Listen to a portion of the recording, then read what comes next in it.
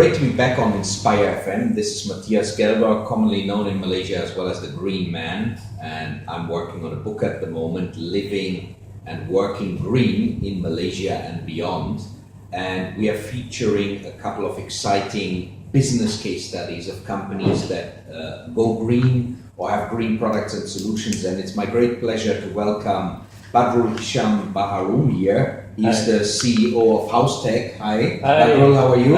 Excellent. It's a great morning, and it's very refreshing to see that we are here in Inspire FM, and it really inspires me to see you have such a good way to express about our products today. Yeah, and we are going to talk about some very inspiring products, but first of all, I have to go back a little bit. I think it was 3 or 4 years ago when we met at a green building conference organized by Radar. And our first discussion was very inspiring because I straight away picked up, you are a guy inspired to help Mother Nature, and those are the kind of people that I want to deal with. So it's great to have you back here and to have you as one of our case study. So Badrul, what have you been doing in the last few years, and how has the company Housetec come about?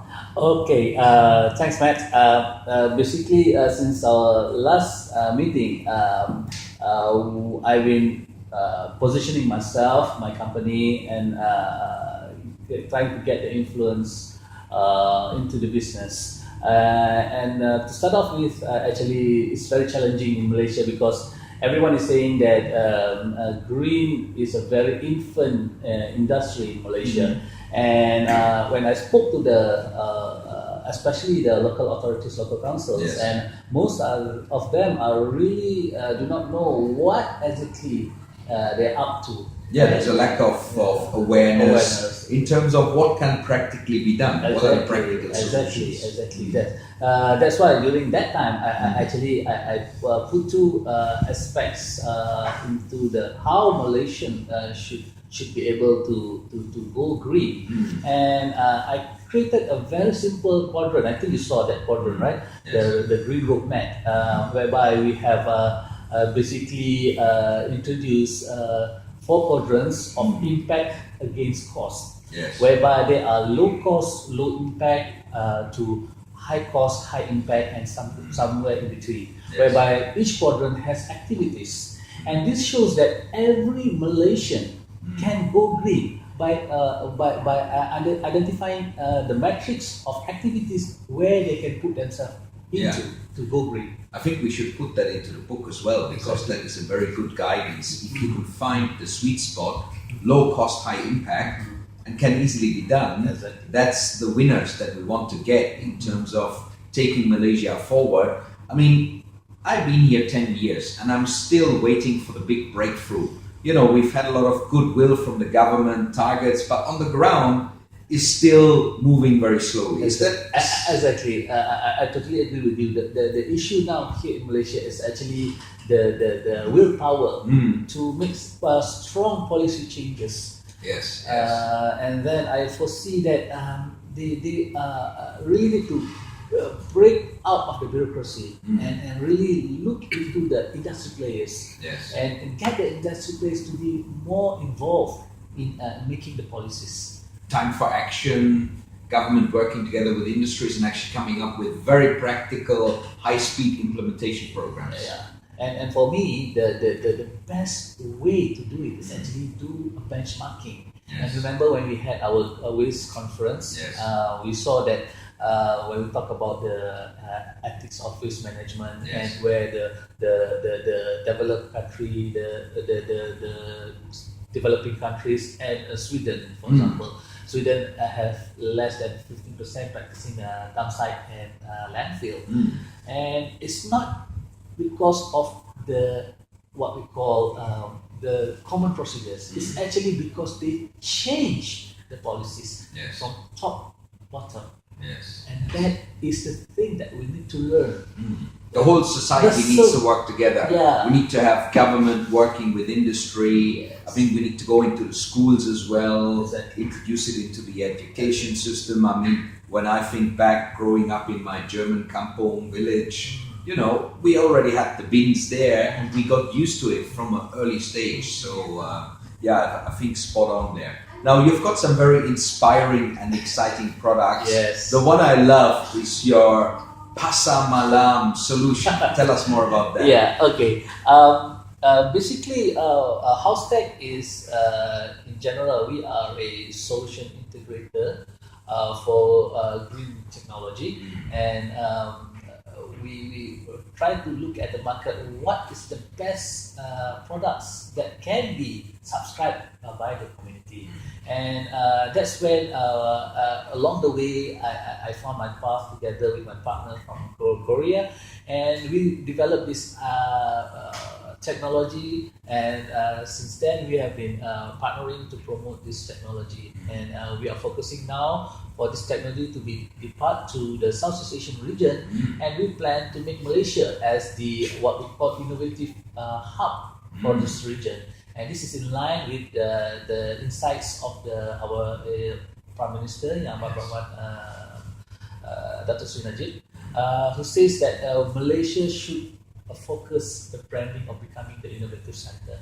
Yeah. And that is the same stand that me and my partner from Korea feels that it is the best. So when we do that, we say that okay, we should go on a more of a what I would term as a blue ocean business, whereby you know that now we have the solar farm is a very hype, and people wants to go for renewable energy, and we call it in simply a mega solar, and that is good. That's excellent idea. But then we felt that that is a vacuum in penetrating the middle class and the low income group and the common community as a whole. So we do still can have that mega solar activities, but what about these people? Can they afford any solar solutions? Exactly. That's the question, That's the question. Okay. Contrary to many believe that green products are always more expensive in terms of capex, capital expenditure. We have proven that our product is, on contrary, very much affordable and simply affordable. I want to hear a lot more about that, but let's go there in a minute. But I think this is a very critical point, because during my 10 years of being in Malaysia, most of the objections that you get is, green, that's expensive. That is the perception that people have got. Yeah. They think, I can't afford. I mean, when we think about green buildings, that's usually the perception. If it's green, if it's certified, maybe it costs even more, and buildings is already that expensive anyway in Malaysia. Yeah. So looking at that, then the next step is, it's organic food, right? Very expensive. So most people have that perception. Exactly. But I've been trying to tell people as well, you can save a lot of money by going green. So how can they save money with your solution? Okay, that's a good point. You see, before we actually enter the market, what we did is actually we went out there and interviewed direct to the people who actually in need of this. I give an example. We went and approached the Pasar Malam people, and then we start asking them, how much did you buy your genset? And then they said, we can buy second hand for 400 ringgit, and a good ones is between 1,000 to 1,500 to 1,008, the Japanese brand and all this thing. Yeah. Okay, that's great. So then exactly how much is the cost of operating this genset? That's most important. And they said, in general, we probably do Pasar Malam every day, and let's take it 20 days a month. So they will spend on average 10 ringgit a day. Wow. So that is Fuel cost, right? Fuel cost. Burning the diesel in the genset. Okay. And having all the fumes and having all the noise in addition to the cost. And in 6 months it's already 1,002. In 1 day it's 2,004. Yeah. And as I said just now to the host, with a year of spending on the fossil fuel itself, you can get our product for 2 units. And so do the maths for me. Do the maths for me. Like you're saying, 1 year running your solar genset, I can buy 2 new ones from the saving. Exactly. So what's the cost? Okay, the cost of this simple SG24 is a typical replacement of the genset that you use in Pasar Malam. We have tested it. Some of our clients have used it, and they simply can't have enough of this. They keep on referring to their friends because they say this is a no-brainer, and it's a saving month by month. Because our product is, we offer a long-term warranty, and then on top of it, the capex cost is only 1,200 ringgit. So you're saying 10 ringgit a day is what you're saving in terms of fuel. 20 days a month is 200. 200 times 12 is 2004. That's the math. That's the right? mathematics. They can buy 2 of your systems for the fuel saving. Exactly. And we are as well helping the government because fuel in Malaysia is subsidized, right? Exactly. Exactly. That's the second point I'm trying to say. Okay, one is the no-brainer mathematics for the Pasar Malam people, and then this is another no-brainer because we know that the government has been facilitating the subsidizing diesel for the fishermen, for example, and this is costing them millions of ringgit every year, and you see, part of the diesel is utilized by the fishermen to light up their boats at night. Partly to run the boat, exactly, and but then also to power up the lights at night. And they use the diesel that is being subsidized to them. Imagine government have to continuously doing this every year, every time, and the cost of fuel is keep on increasing. It's a gigantic waste of money. Exactly. And the gigantic carbon footprint that could, pick up to half at least, right? When imagine if the government agencies start looking into these products and say, okay, rather than we subsidize the fossil fuel, the diesel, we can always position our product to be subsidized to these communities, and they will love it because you see what happened when you subsidize diesel. Sometimes they say, I don't have enough money. What do they do? What do they do? The subsidized fuel, they sell it. To make ends meet. The margin. To make ends meet. I mean, people maybe not talking so much about this, but it happens because we are at the ground. We talk to them. We know their problems. Okay, but if we give them this solar genset, this is something that they can really use. And in fact, the specialty about our product is because it's not just powering the lights. It has a USB port. We can charge the phone. Wow! And so the fisherman on the boat has his mini electrical charging power bank supply center there. And another case of, I would say, a very critical needs to consideration of the government is actually every year there is a crisis of flooding. And when there's crisis of flooding, what happens? There'll be a power shortage. There'll be some short circuit somewhere in the villages. And imagine your parents are at those crisis area, and you are here watching TV in KL. What's the worst thing that you felt? What happened to your parents at the kampung, right? And they can't contact them because the cell phone, the battery is out. And this is actually a communication savior. And so at the same time, you basically got a grid independent power supply that you can continuously use for different applications. I mean, the main application here is the lights for the Pasar Malam guys. But actually, you could use it anywhere. You could use it anywhere, wherever you need lighting or other related electrical appliances up to a certain voltage can be covered by your system. Exactly. Apart from the crisis situation that you mentioned, we have simply people who likes to go camping, people who likes to go traveling. This product is so lightweight. It's as people can't see, right?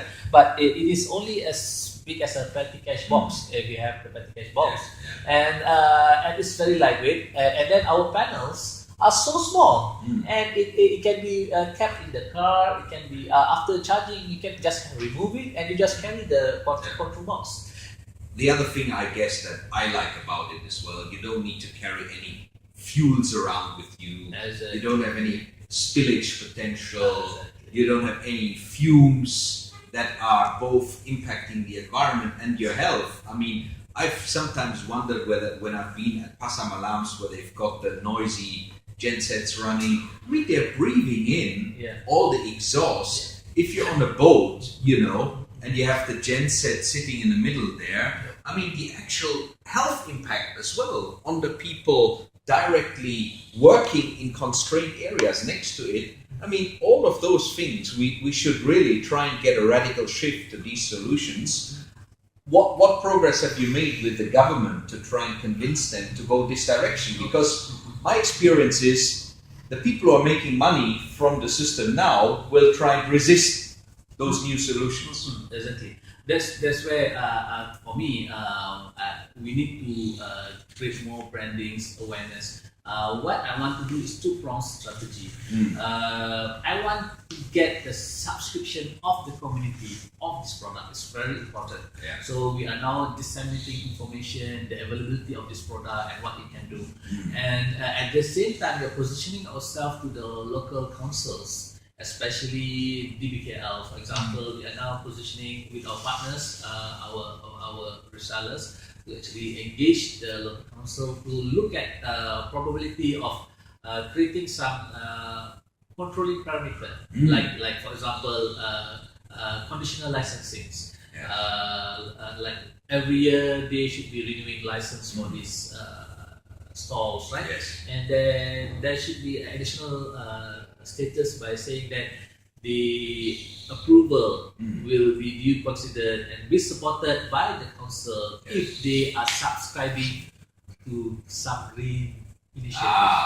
Okay. So if they actually implement an eco-friendly solution, they'll get additional benefits. Or their licensing is easier. Discounted licensing. So additional drivers with the controlling power that the local councils have. So, I mean, myself personally, I would love to see these green products happen everywhere, all over the place. I want green products to become more successful than the conventional products. But from my own experience as an entrepreneur, the conventional products have the control of the market.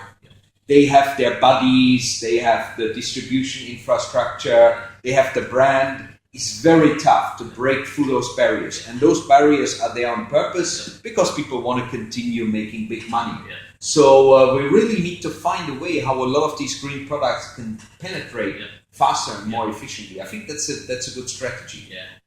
And we hope apart from that, we also plan in our timeline is to discuss with the cooperative banks like Bank Rakyat or probably the SME banks to actually look into possibility of doing some microcredits for these small entrepreneurs. And to do their part, actually, they should. Maybe like I would rather charge minimal cost of fund for this matter, because on my side, I could have adopted the normal connotation like, green products are expensive, and I could have actually sell this expensively to make probably 2 to 3 years ROI. But no, I give a 6 months ROI. And because to me, I'm a green person first. Business is something that what God will give me, right? I want to do something which is right for me and right for the people. It makes you feel good. Exactly. I heard the other day